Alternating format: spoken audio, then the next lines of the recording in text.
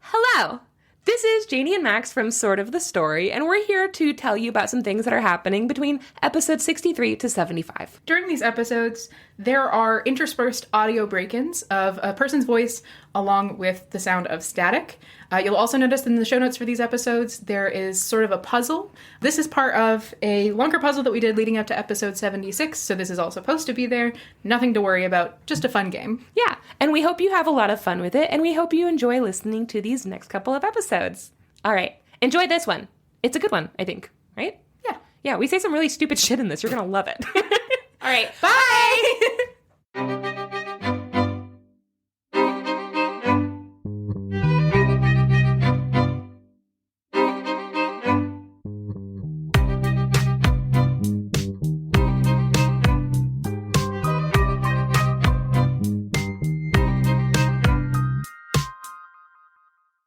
Hello, and welcome To Sort of the Story. I'm Janey. And I'm Max. That's Max. And that's Janey. And we are Janey and Max. Welcome. We're trying something new. Did you like it? What did you think about it, though? We'll wait. Welcome to the podcast. This is a podcast where we tell each other stories, fairy tales and folktales and mythology and personal stories. We do. And also, Every week. you are here. Hi. Well, everyone, welcome. We hope you're having a good week. We're recording on a Sunday. Mm-hmm. We were supposed to record yesterday, our regular time, and I've been taking cold medicine for the last week and drinking too much coffee, and it all caught up with me yesterday, and it felt like somebody shoved a bunch of cotton balls into my brain, and I had a panic attack. Yeah. So we had to postpone. Yes. But hi, we're here now. Yes, and it's Sunday, which is weird because it's Sunday and it's dark and It's it late feels night. like a late night episode, but it's not because it's a school night. It's a school night episode. What the hell? Ew. Yeah. I hate it. I know, me too. I wish I was asleep right now. Hey, you and me both, man. Hey. Max, I recently Mhm. went through and I finally made a page on our website that is just a list of the episodes and the titles of the story, so that if you guys ever want to look for a specific story, then you can just find it, right? And there's a link that takes you straight to the episode and the details are there.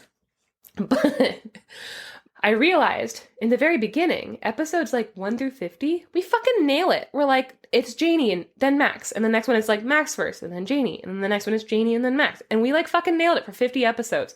And the last 20 episodes, you and I have been fucking... Every other episode, we just switch back. Just so weird. It was really hard to track. I was like, oh, we have not been doing good. And I feel like you and I have been very confident that we have been doing good. Yes, I have felt that. Yeah, but we weren't here to tell you we're dumb bitches. Well, if I had a nickel for every time I thought I was doing okay and then it turns out I wasn't, boy howdy, I would have probably enough for a cheeseburger. Delicious. Right? But you know what, guys? That resource is now available. Go to sortofthestory.com. And you can also find links to our socials. All kinds of socials. We got socials out the friggin' wazoo. Yeah, you want to talk to us about life? Discord. You want to look at pictures? Instagram. You want to look at videos? TikTok. You want to look at words? Books. No. You want to look at Twitter? Don't. Twitter. Yeah, so come hang out with us and please come join us on the Discord because the story that I'm going to tell you this week actually came from some exciting personal news that one of our listeners shared on the Discord. Ooh. Which I'm very excited about. So do you want to just jump into it? This is crazy, but should we do this podcast? Maybe we should do this podcast. All right. I could do a little podcasting. Cool. Well then, guys, goodbye. Bye forever. Until we meet again. Right now. Hello. Wow, that was so fast. It was no time at all. Did you miss us? Okay, Max. Janey. Entertain me. No. I'm oppositional defiant. You can't do this to me. So the story that I have this week, one of our listeners, very exciting, Madam Malice on our Discord, just got into an art program at a school in Lithuania. That's so cool. They challenged us to find a Lithuanian story. So I went out and I found a Lithuanian story.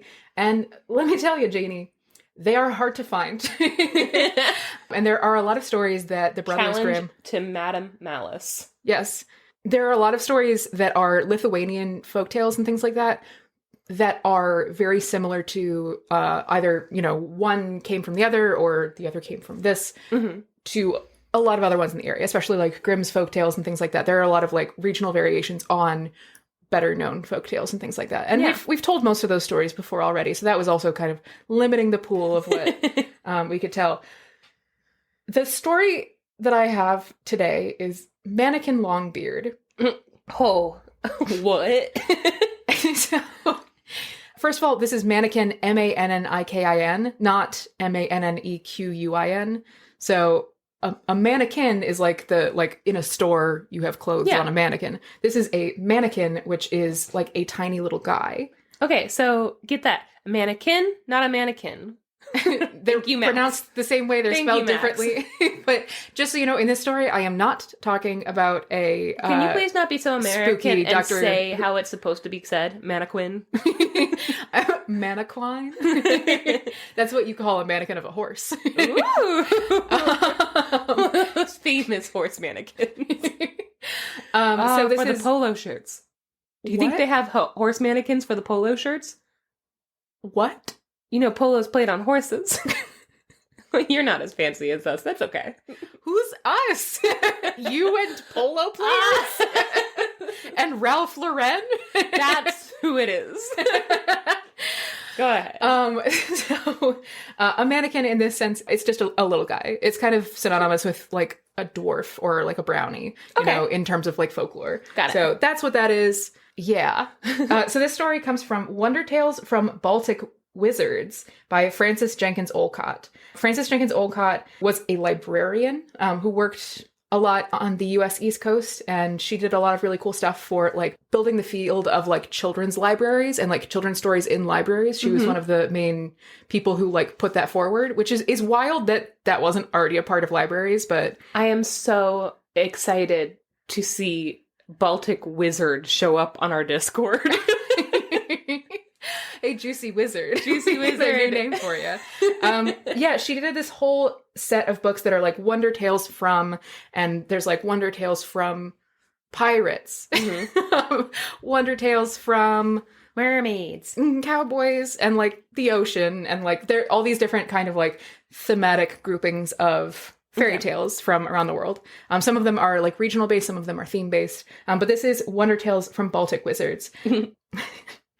As I said, this story is Lithuanian, and yes. So, here it is. Okay. For you. Oh, good. Just for you, Janey. Everyone else cover your ears. See you guys in 30 minutes. Okay, uncover your ears. I'm going to tell you a story. They can't hear you. Oh, no. I've made a mistake. Tell me the tale. So, an older couple had been married for forever. They had been trying for a kid forever. Hadn't worked out. They finally had a son. And he was very, very strong. His name was Martin. Martin! Martin the Baltic Wizard. He's not a Baltic wizard. Not yet. This is really disappointing. There aren't any wizards in this story. The wizards are the one telling the story. I guess. The story. I'm the wizard. Look at me. Look at me. Oh, no. I am the wizard now. There's her. Max changed her name on the Discord to Reverend Dr. Boobs. ND, DDS. USD. NRA. So, they have this son, Martin, and he is very, very strong. Wow, he's so strong. You wouldn't even believe it. Well, it's a classic strong guy name. Yeah, Martin. Yeah. Martin. There are a couple of Martins in Strongman. Name one. Martin Ford. Name two. Martine Lises, but it's spelled different. Mannikin. Go fuck yourself. So they have this son, Martin, who is incredibly strong. He's so strong, wow, you wouldn't even believe it. He grows up, he turns 20, and he says, gotta get out there, do some adventuring. And his parents are like, no, don't go. And he's like, no, I have to. And they're like, okay. And so they ask him if there's anything that he needs before he goes on his adventures. And he says, well, there's nothing in this world that I need except for this one thing. And he asks his dad to go into town and have the smith in town forge for him an iron staff. Okay. Like a wizard staff. Like a wizard staff. Or like a walking stick, right? Okay. I don't know. It doesn't explain why he needs it or why it needs to be iron. Yeah, Max or doesn't what he's want us gonna to use it know for. why he might need a walking stick. I guess we need to listen to the story to find out. Would you really part an old man from his walking stick? Martin. Martin. So his father goes into town. He buys a bunch of iron bars. He brings them to the smith. Weird that the smith didn't already have iron bars. The smith forges the iron bars into a big ol' iron staff, right? And it's so big and so heavy that nobody in the town can lift it. Like, even the strongest men have to struggle to pick it up, right? But his dad brings it back to Martin, and Martin decides to try it out, and he picks it up as though it was as light as a feather, because, wow, Martin, so strong. Yeah, he's so strong. Amazing. Yeah. He picks it up as if it were as light as a feather, and he's like, wow, this is a great staff. And he tosses it back and forth between his hands, kind of testing the weight of it and everything. But as he's tossing it back and forth, he is a little bit too rough with it, and it snaps in half. God, I dated a guy just like this. I dated a guy that had, like, stupid strength. And we had to get him... I worked at a bake store. I'm already stopping. But we worked at a bakery together, and we had these giant, like, rolling pins. And he would just be, like, happily rolling dough with a big, stupid grin on his face. And then the rolling pin would just snap in half. And he snapped 3 rolling pins in, and every time he looked so sad, he'd be like, oh no. And then we'd all be like, you did it again. And they ended up having to buy him a special industrial strength steel rolling pin that no one else could hold because it was too heavy. And I've never seen anyone happier. That's the man I fell in love with. He changed. But oh man, was he good when he was stupid. The lesson here is be stupider. Stay dumb, pony child. Pony child. I appreciate that you made it so that the outsider's reference is not gendered. No. Anyone can stay strong, pony child. School night. So, Martin accidentally snaps his staff in half, and he's like, oh no. And everyone's like, wow, he's so strong. Wow. So strong, so stupid. So dumb. So his dad is like, don't worry, we'll get you another one. And so he takes a bunch of iron bars to the smith. Why wouldn't he just bring back the staff? That's my melt question. It back together. That's what you would think, right? Maybe put an extra bar on the outside. Yeah, you would think. Nope. But no, he goes out, gets more iron bars, brings them to the smith, has the smith forge a new, bigger, stronger, better staff. Harder, better, faster, stronger wizard staff. So the smith forges this new staff, and Martin is like, great. And he takes it, he tosses it back and forth between his hands. It doesn't break. And he's like, great, this one's super strong. It's going to be perfect. He kind of is like, hooray. He tosses it up in the air, and it's so heavy that it falls and hits the ground and buries itself in the ground, sticking straight up. Yeah. And it's so heavy, and it buries itself so deep that it takes a full day of digging to get to the bottom of it so they can pull it out. Marvin, get the fuck out of here. Just start walking. Go away. Stop destroying property. So once they finish digging the staff out of the ground, Martin takes it and he sets off on his way. He's walking down the road and he encounters a smith, a different smith. Don't worry. Okay. A different blacksmith. This one's a John Smith. He encounters a blacksmith who's traveling on the road in the same direction as he is. Yeah. And the blacksmith is carrying a hammer, you know, how they do all the time. To indicate that they're a blacksmith. They are a blacksmith. Yeah. And they, pleasantly greet each other. They salute with their hammer. Yes. And Martin says, hello, I'm Martin. This is my staff. I am very strong. And the smith says, hello, I am the smith. This is my hammer, and I am very strong. Oh, no! And then they both nod and they say, would you like to travel together? Oh. And then they say, yes. And then they continue walking. Oh. Nobody. Okay. Delightful. It's just such a weird interaction of being like, hello, this is my name. Here's what I'm carrying. I am very strong. And now we are friends, and let's go. Yep. this is spoilers, they basically become like life partners. They're just like, guess this is the person I spend the rest of my life with. This is the origin story of how Max and I met. Yeah, we were both like, hello, Hello. I am Max. I am holding a beer and I am very strong. Hello, I am Janey. I am also holding the same beer. That's my beer. And I am very strong. And then we wrestle. And we're still holding that beer because neither of us will let it go. To this very day. Uh-oh, Pepper's here. No. She's like, hello, my name is Pepper. I am very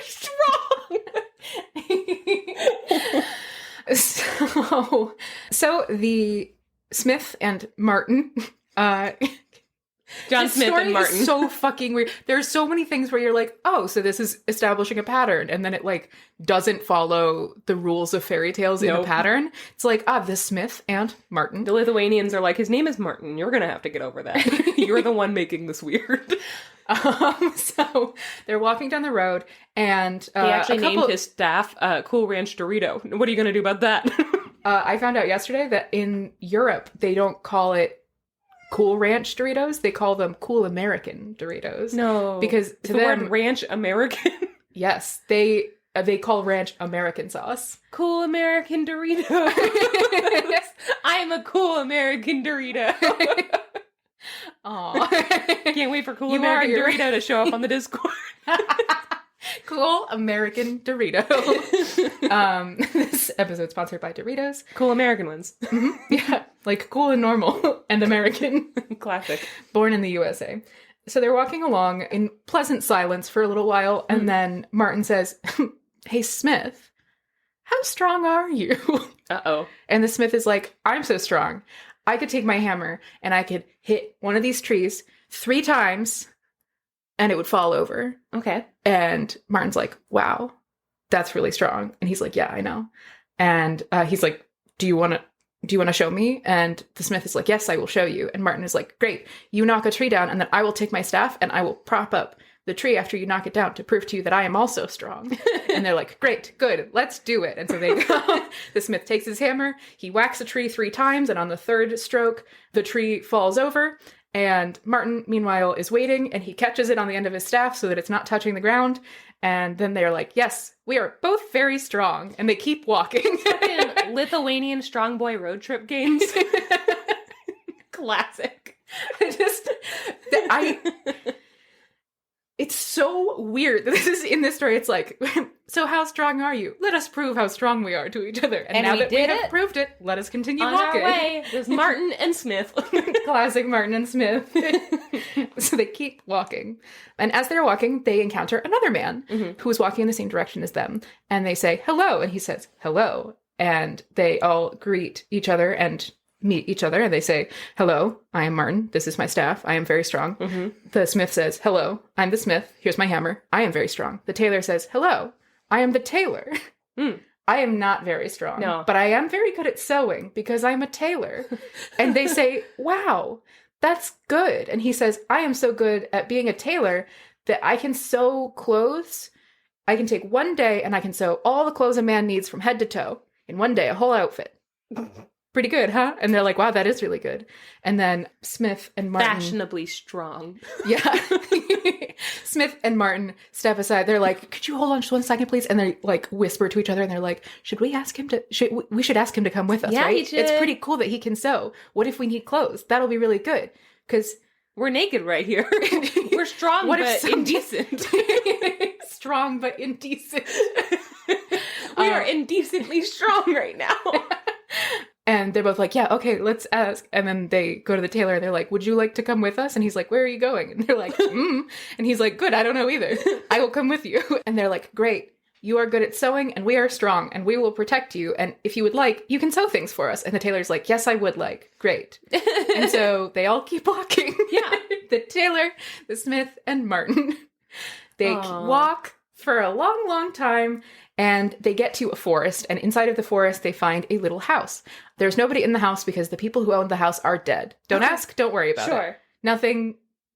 That's all you need to know. They are dead, and that is why the house is empty. It's like one question, though.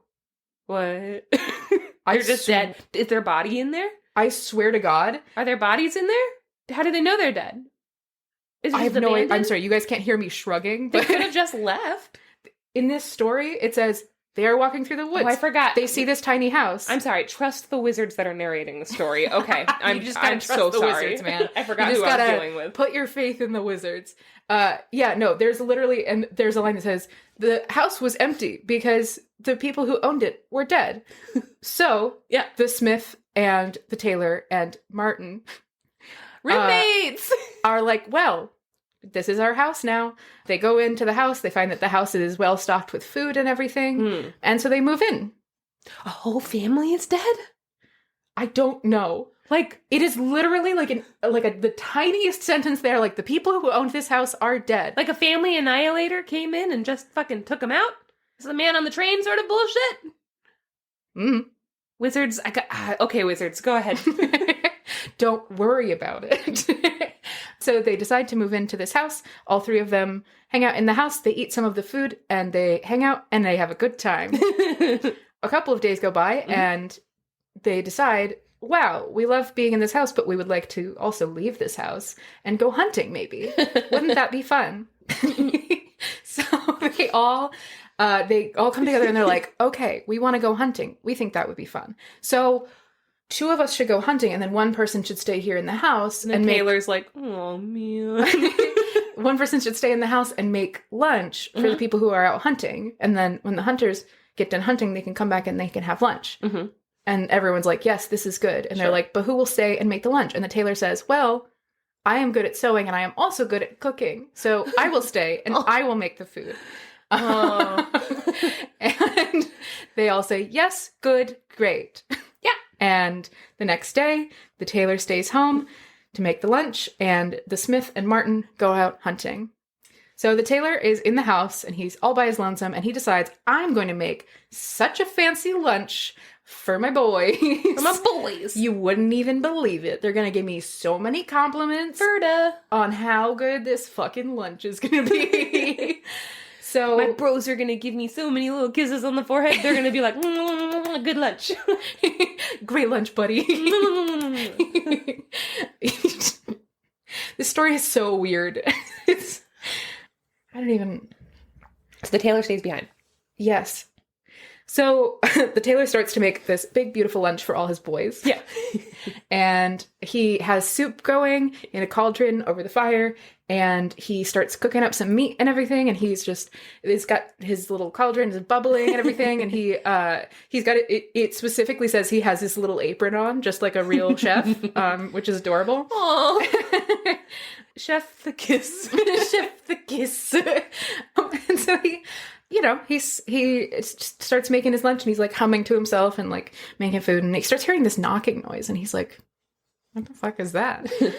And it keeps going. He keeps hearing this knocking noise and he's like, is there someone at the door?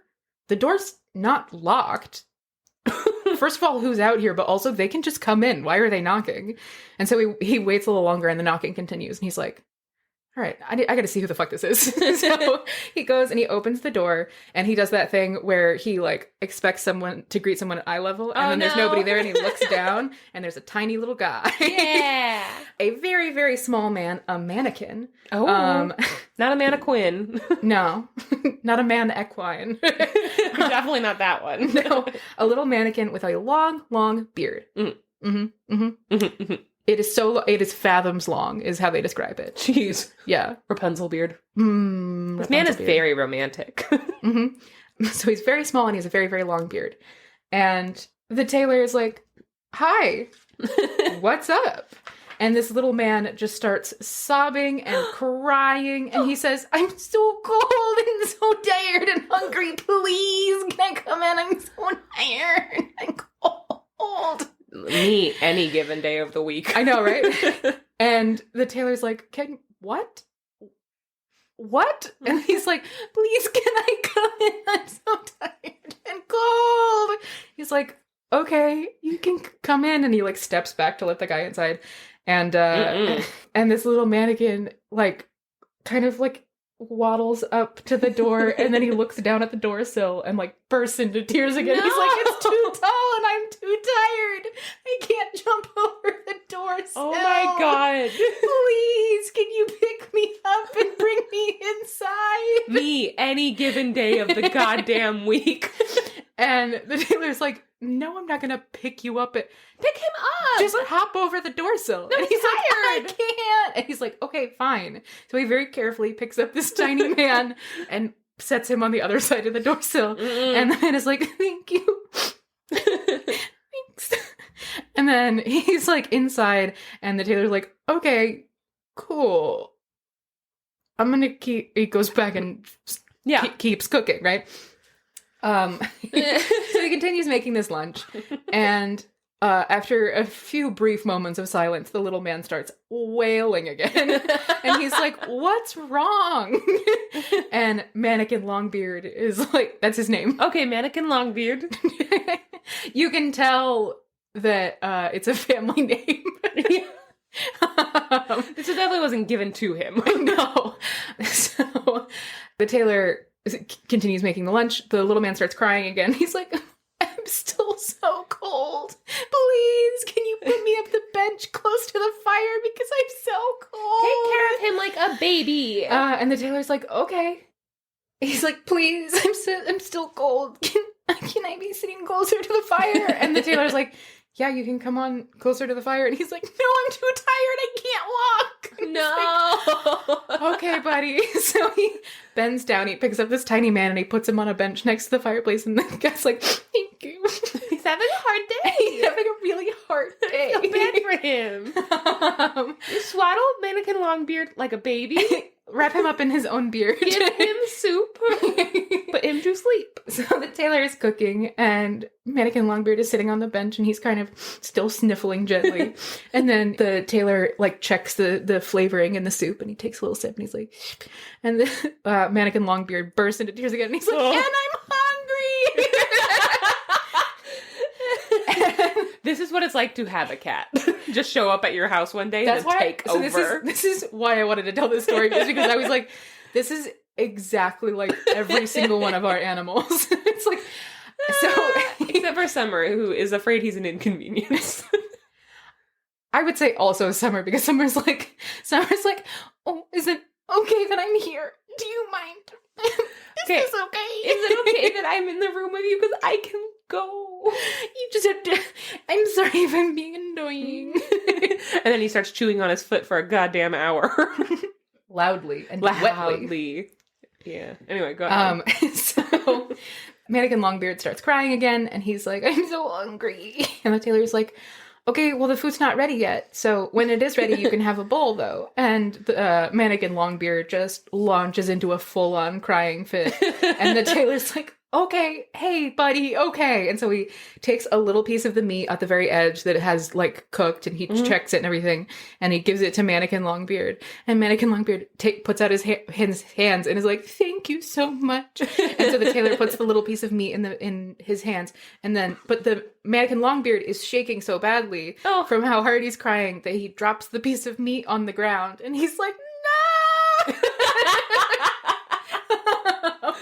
And the tailor's like, buddy, what's going on? And Mannikin Longbeard's like, can you pick it up for me? I'm so small and tired. And the tailor's like, okay, give me a second, buddy. And he like sets down his ladle, he bends down, and he goes to pick up the little piece of meat. And then out of nowhere, Mannikin Longbeard jumps up on the back of his neck and goes, clang, clang, clang! And starts beating him on the head. Mannikin Longbeard, what the fuck? Mannikin Longbeard just starts, like, beating this guy's head and, like, punching his ears and everything. And the tailor's like, ow, why? What did I do? All I've done is love you. This is Pepper. This is Pepper. Biting you all day long. All day long. She bites me, she claws me all day long. Every day. Mannikin Longbeard is just beating the shit out of this guy, and the tailor's like, please stop, why? Mannikin Longbeard's like, I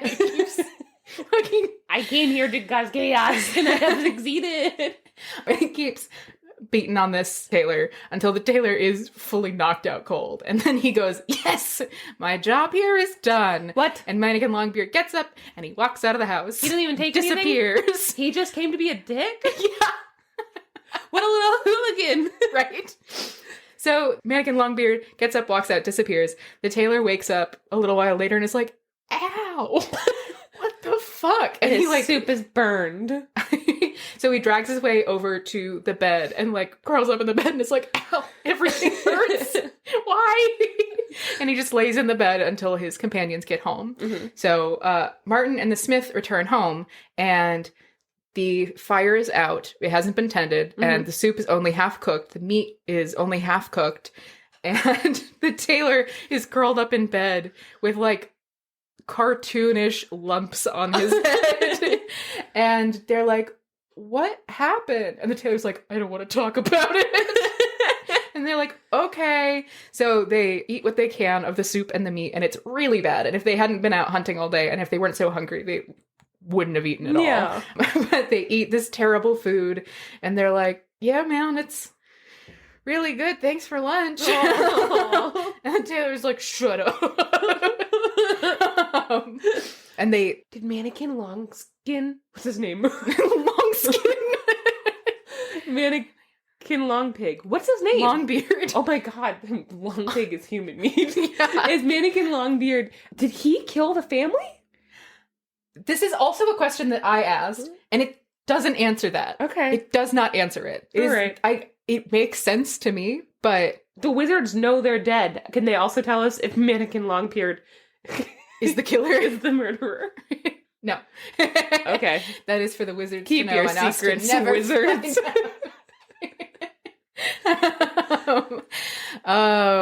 The wizards are going to be indicted for aiding and abetting a murder after the fact by covering up integral evidence in a murder investigation. What's it called when you know and you don't tell? Withholding. Withholding. Yeah. Yes.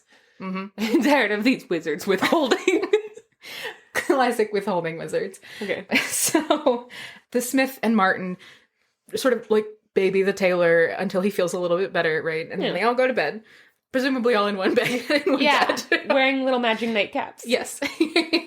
So the next day, it is the smith's turn to stay home and cook, and the tailor and Martin. It's so hard to say because it's like the smith, the tailor, the Martin. Just Martin. So the tailor and Martin go out to hunt, and the smith stays home to make lunch. And he's like, I mean, I don't want to brag, but I'm pretty sure I can do better than the tailor did yesterday. Yeah. And so he starts cooking everything, and he's got presumably an even smaller apron on. It's the same apron, but he's bigger than the small tailor. Yeah, exactly. Good. Perfect. Yeah. Let's all just take a moment and be thankful for... I'm so excited to see Martin wear the tiniest little apron. It's like a little napkin bib. Yeah. He puts it on his head like a little bonnet. Aw. Yeah. Martin. So the smith gets started cooking everything, and he's like, ooh, not to toot my own horn, but this is tasting pretty good. He's like slurping the soup. And he hears the bubbles popping in the soup and everything. And then they get like louder, and he's like, what is that? And he realizes it's someone knocking on the door. And he's like, but unlocked. Who? Okay. So he goes to the door. It's Mannikin Longbeard. Mannikin Longbeard. Mannikin Longbeard once again begs and begs and cries to be let inside, and then begs to be picked up and put on the bench next to the fire because he's so cold, and then he begs and begs because he's so hungry. Yeah. The smith obliges him in all of these things. Yeah. And he again gives Mannikin Longbeard a tiny little piece of meat. And Mannikin Longbeard drops and is like, oh no, because I'm shaking so badly from the inside. You don't have to be here, Mannikin Lockpick. You don't have to be anywhere near this. Long John Silver, you son of a bitch. You've made your choices. And so the smith bends down to pick up the little piece of meat to give it back to a bawling Mannikin Longbeard. And as he bends down, Mannikin Longbeard once again jumps on the back of his neck, starts beating him on the head, and again beats him until he's out cold. That's a pretty strong smith, too. That's a pretty strong smith. Yeah. And even he couldn't defeat a rude little guy. Just a rude little guy. Just a classic rude little guy behavior. TM.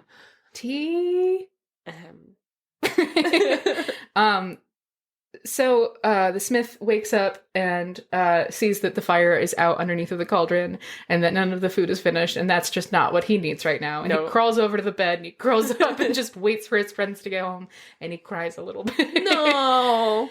So Martin and the tailor come home from hunting, and they see once again lunch is not finished. And they see the smith curled up in the bed, very upset. Crying.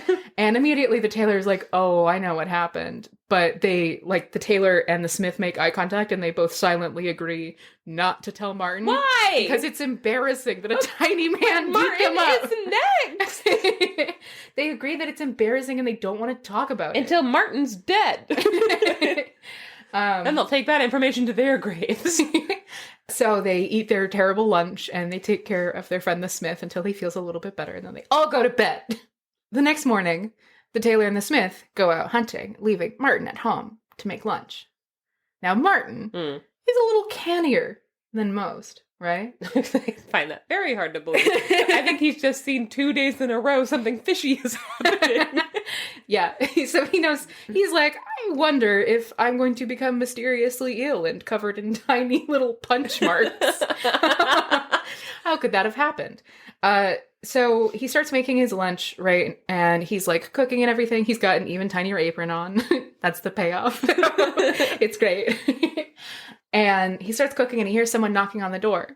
And he's like, it's open. And they keep knocking. And he's like, okay. He goes out and he sees Mannikin Longbeard on the step. And he's like, what the fuck are you? Rude! Mannikin Longbeard is like, and Martin is like, are you the little fucker that's been beating up my friends? And Mannikin Longbeard starts like sobbing and shaking. And he says, I know nothing about it. I am forsaken of all the world, despised and laughed at, and I don't dare to show myself among people. I come here quite by chance and have lost my way. Oh, pity me. Let me in the kitchen so I can warm myself a bit. It's me, Mannikin Lukewarm. Mannikin Cold Toes. Oh, that's me. I'm Mannikin Cold Toes. So Martin's like, sure, come on in. And he opens the door to let Mannikin Longbeard in. And Mannikin Longbeard is like, but I'm so cold and small. I can't get over this tiny little door sill. And Martin is like, okay, well then that's your problem. Oh, he's not canny. He's just rude, Max. Yeah, it's true.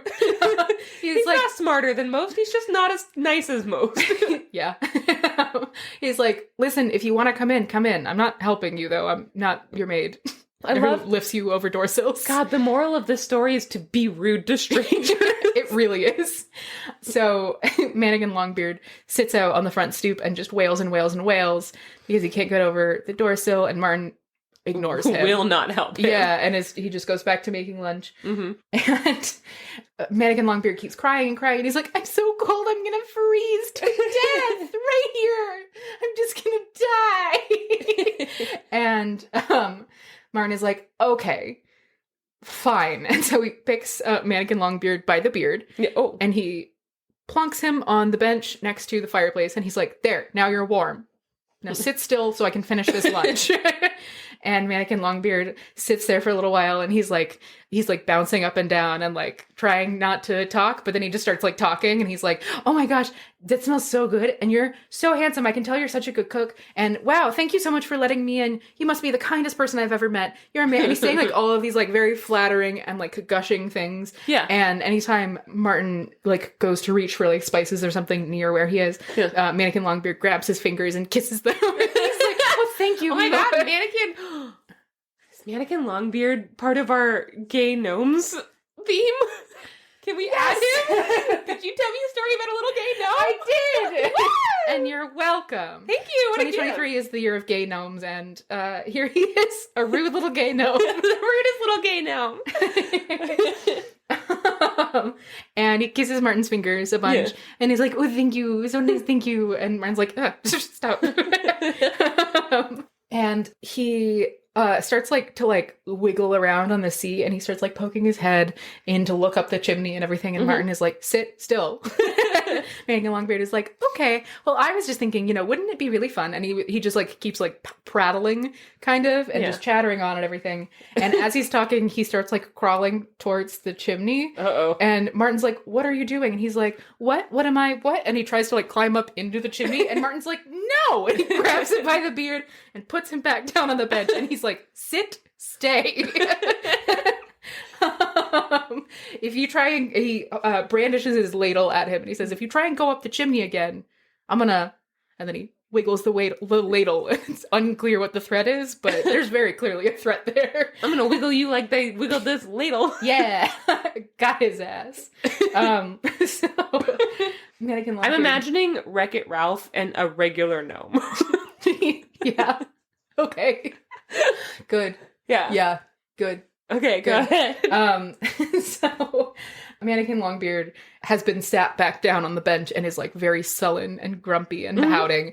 And then Martin is, testing the soup and everything. And Mannikin Longbeard starts sobbing and wailing and blubbering. Back to his first tactic. Yeah. He's like, I'm so hungry. Please, can I have just a teeny tiny little itty bitty bite of food so I don't die?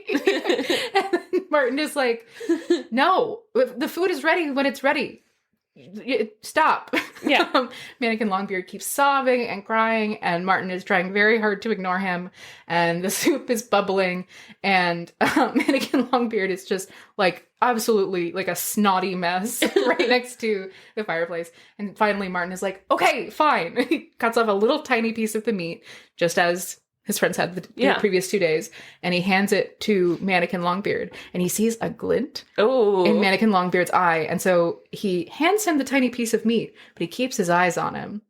And then he watches as Mannikin Longbeard, drops the meat, and he's like, oh no, I dropped it. Can you get it for me? And Martin is like, sure. And he keeps eye contact with him, reaches down to pick up the meat, and as his head gets to its lowest nadir, it's the opposite of a zenith. Don't know where that word came from. Nadir. Wow. Good vocab for today. Lowest point is the nadir. Okay. As his head gets to its lowest point, he sees Mannikin Longbeard go, ha-ha! And try and jump onto his neck. And Martin reaches up one hand and catches him in midair by the beard. And Mannikin Longbeard is like yowling and scratching and trying to beat him on the head. Martin's like, what the fuck? And so they just like wrestle for a while. Because this is a very strong little gnome. Yeah. And very rude. And Martin is very strong. And they just like wrestle, and he's like, stop it. Why? And Martin finally reaches for his iron staff. We remember from the beginning. Oh shit! Yeah. Ah! He reaches for his iron staff and he bonks Mannikin Longbeard on the head until Mannikin Longbeard is like, okay, Uncle, Jesus, quit it. And Martin is like, are you gonna stop? And Mannikin Longbeard's like, yes. And Martin's like, okay. And he goes to put down the staff, and Mannikin Longbeard is like, ah! And he's like, bonk. No. He's like, okay, fine, I'll stop. No, for real this time. So Martin sets down his staff. He picks up an axe. Oh. And he grabs Mannikin Longbeard by the beard, and he walks him outside, holding Mannikin Longbeard's beard in one hand and an axe in the other, and he goes out to a stump. And Mannikin Longbeard is like, please, no! No, I don't want to be beheaded! You deserve this. You've caused too much mischief. Off with your head.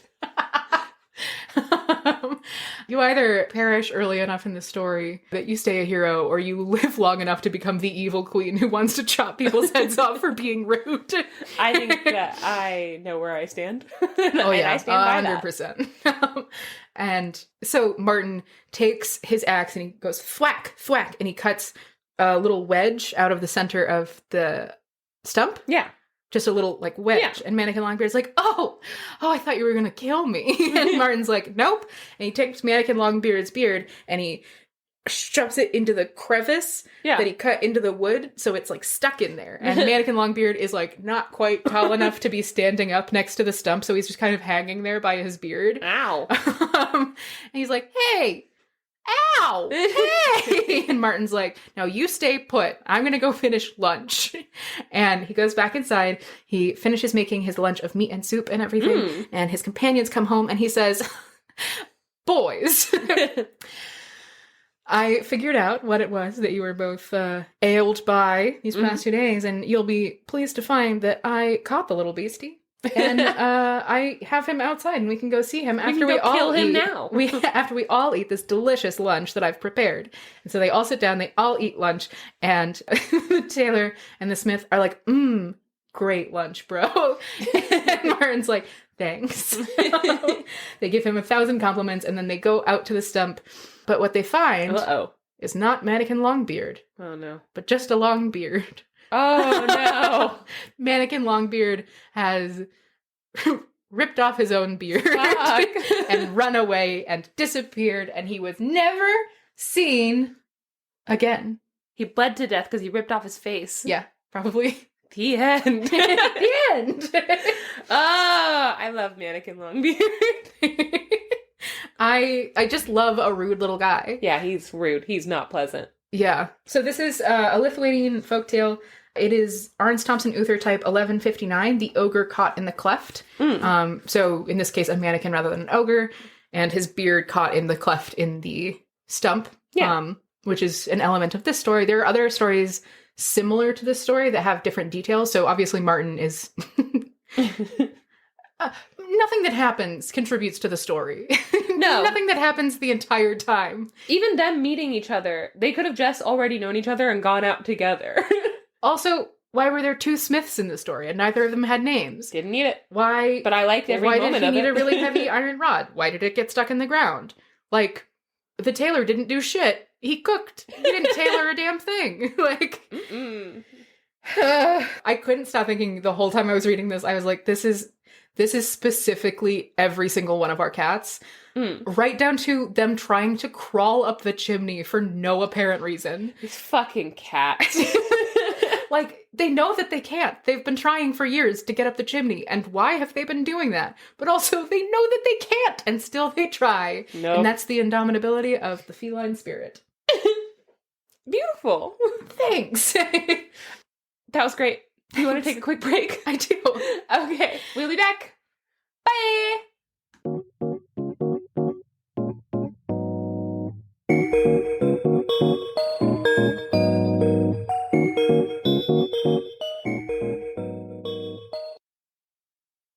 Okay, Max.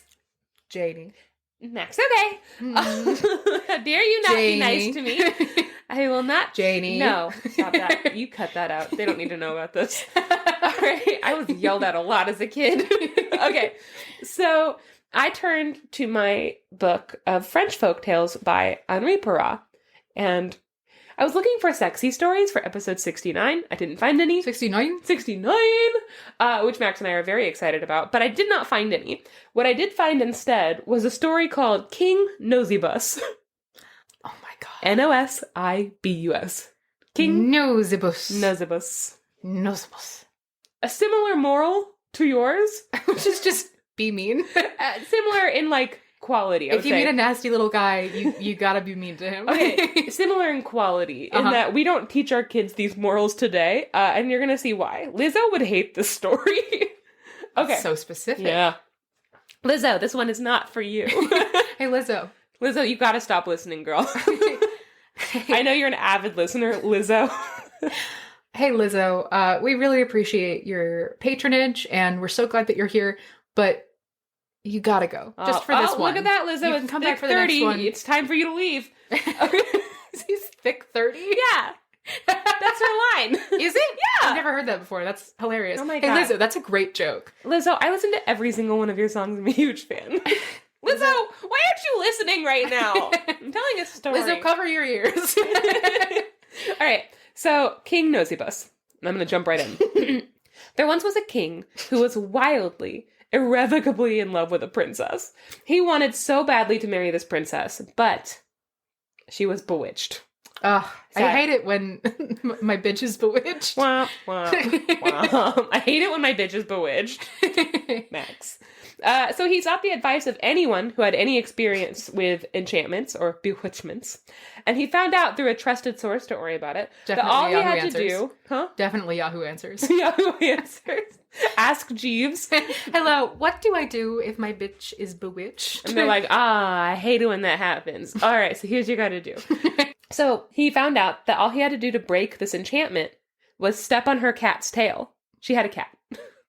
The story specifically was like, she had to step on her cat's tail. And then in parentheses, the story says, yeah, that's right, she has a cat. No, not a tail. She has a tail. That's right, that cat has a tail. So here's a quote. You wouldn't believe it. The way that these stories are written are amazing. That's so mean. Oh yeah, don't worry about it. Why would you... So here's the quote. Okay. He stepped on that tail good and hard. Why? Too hard, I guess, because suddenly the cat turned into a giant. Don't you hate it when your cat turns into a giant? Wait, I can have something for this. I'm moving on. You think about it. Okay, so the cat was a giant now, and it was pissed. The giant, rubbing his butt painfully, told the king that, yes, he would marry his princess fine. But the two of them would have a son that would be born with a big nose. Take that! Get fucked. The horror! And nothing would go right for his son until he admitted that he had a big nose. So here's a side note. Uh-huh. They know what the problem is going to be. Yes. They know what the solution is going to be. Yes. And it's very easy. The story should be over now. Yes? You would think. But this story was told to a man in a fairy tale. So there's a whole rest of the story I have to tell you. Good God. We could be done now. So after about a year of being married, the new queen gave birth to a healthy baby boy. And he was beautiful. Except for one thing. Oh no. He had a giant nose. What the fuck was that? Were you trying to get ahead of me? Yes. And then my brain shut down. I didn't sleep last night. Yeah, I saw the whites on the tops and bottoms of your eyes. Nobody left what just happened. That was panic-inducing for everyone. Oh my God. I was gonna say the one thing that was wrong with him was that he had a big old butt. Worth it. But I spoke too fast and your brain moved too slow. Yeah. And then sputtered and turned off like a lawnmower. I just blue screened. Max,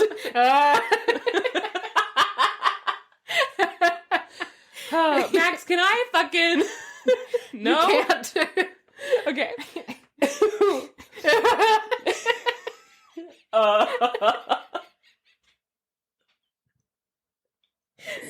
We need to finish this so fast. I'm so tired. Okay. Let's do it. Okay. He had a giant nose.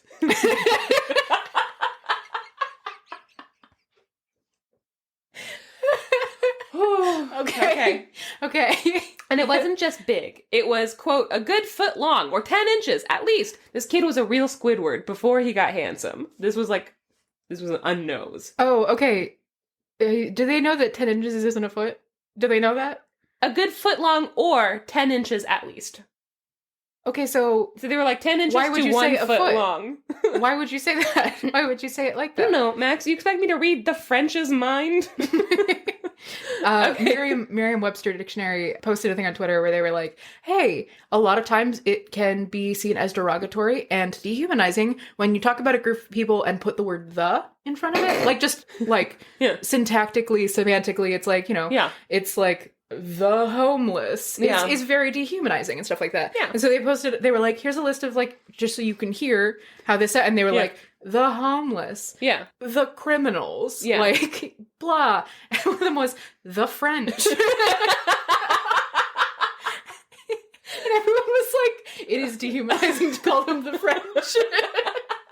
And Merriam-Webster had to issue a formal apology being like, it was rude of us to use the French as an example. Along with and we're sorry. Criminal. The French. And the French are like, the French. Merriam-Webster. Oh, that's really good. It's the dumbest fucking drama I've ever seen. But they had to issue a full apology being like, sorry for saying the French.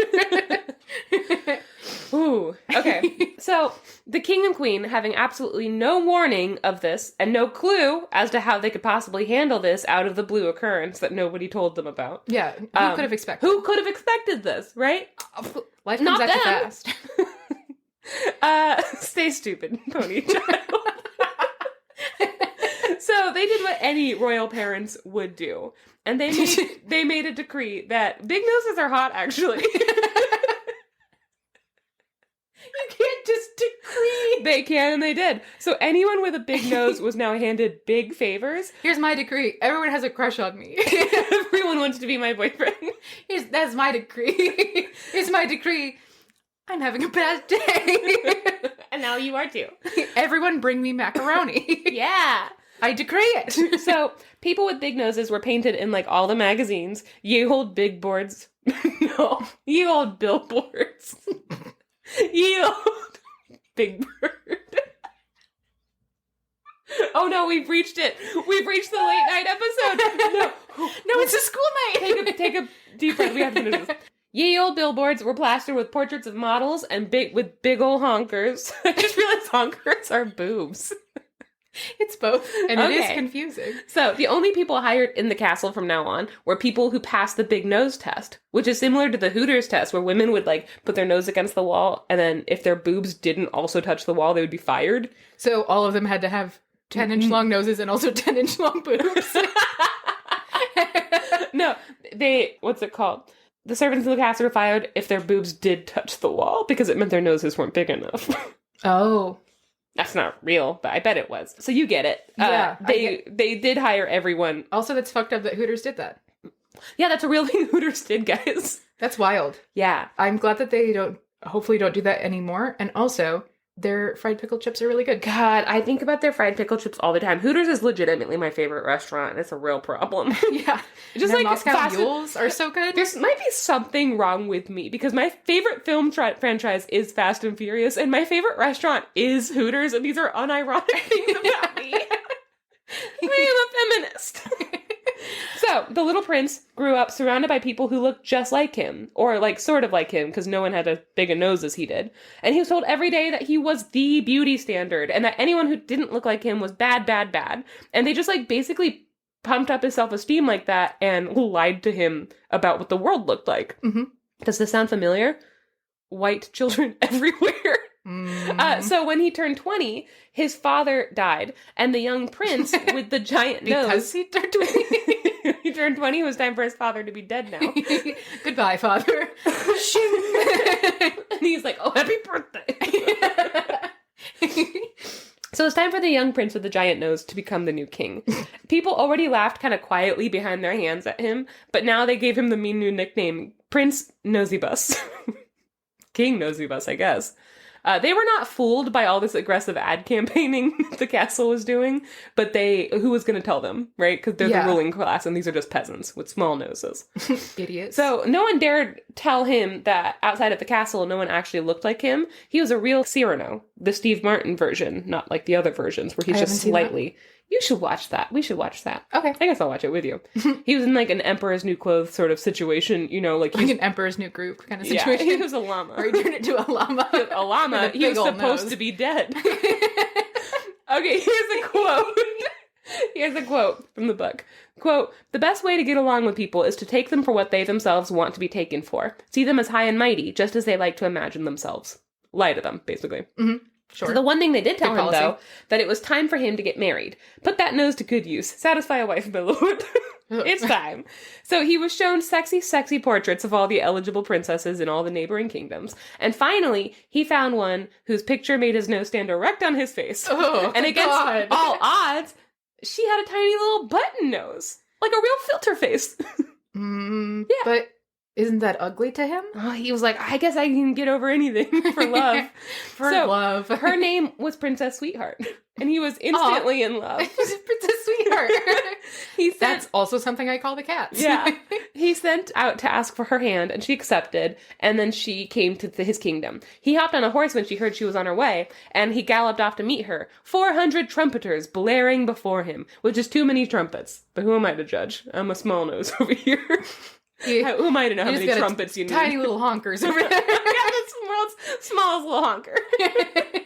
So when he saw her down the road, his heart stopped. This was the most beautiful woman in the world. And then a giant stomped forward and snatched her up and then walked away. What? That's the only look he got. She got snatched.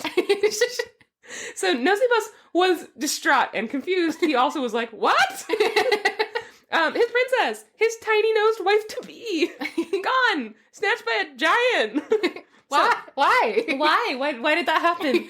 So he urged his horse forward, and in no time flat, since his horse was the newest model and therefore much faster than all those trumpeters, he left everyone else in the dust. He was going after Princess Sweetheart. This sounds like a Monty Python sketch. Yes, it does.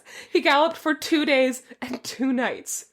Wow, 2 whole days? On a horse, Max. You can't gallop a horse that long.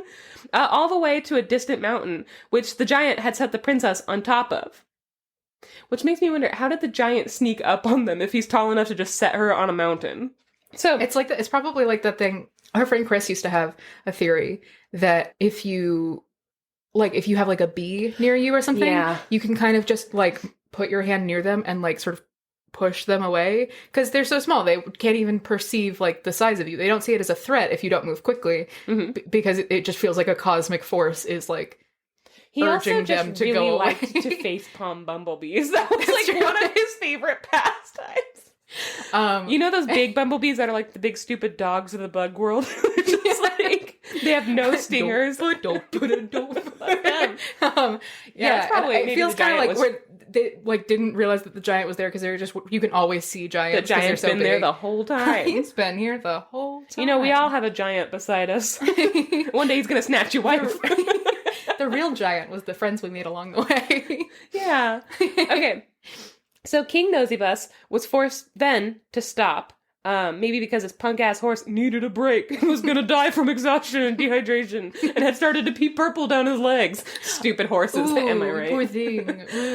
So he gets off the horse, who, like, I guess coughs up some dust, and an old woman with a nose so flat, it was basically no nose at all, like a real Voldemort crossed with a pug. Like a real pancake face. Yeah. Hobbled out of a derogatory term that I hope I just came up with. Yeah, hopefully that's not a real thing. Merriam-Webster, let us know. So, this old woman with a super flat nose hobbled out of a nearby cavern to see what all the ruckus was about, and the two stare at each other for a minute. Him with his giant foot-long little sausage, and her with her negative concave nose.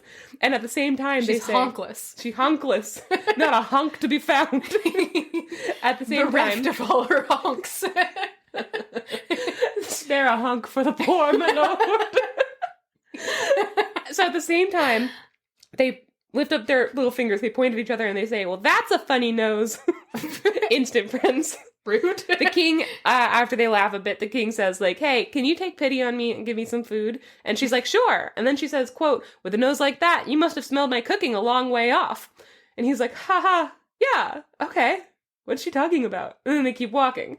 They eat the soup across a table from one another, and it was all going fine, except she kept making jokes about his nose. Like, way more than was funny or chill. She even tweaked it and, like, pulled on it a couple times, and he was like, okay, this is fine. I'm fine with this. This has never happened to me before, but whatever. And so he starts to feel a little self-conscious. Nobody had ever talked about him like this to his face. And he tried to laugh with her, but eventually he started to feel really bad about himself. This is not his fault, P.S. His parents lied to him. Yeah. So he started to question whether or not she was right. And so as soon as they finished eating, the king was like, I gotta get the fuck out of here. And so he thanks her, and he goes back to saddle his horse, who I'm sure is, like, spitting out teeth now. It's like, oh, we're leaving already, boss? So you have any soup for the horse? No. A single soup for the horse. Save a honk for the horse. Honkers for the horses. I honk for horses. So the old woman tells him, hey, you're gonna find your lady. I'm sorry. Honkitat for Horse-manity. Say it again. Honkitat for Horse-manity. In case you cannot understand her, Max is cackling and wheezing, saying Honkitat for Horse-manity. Like Habitat for Humanity. And this has broken her.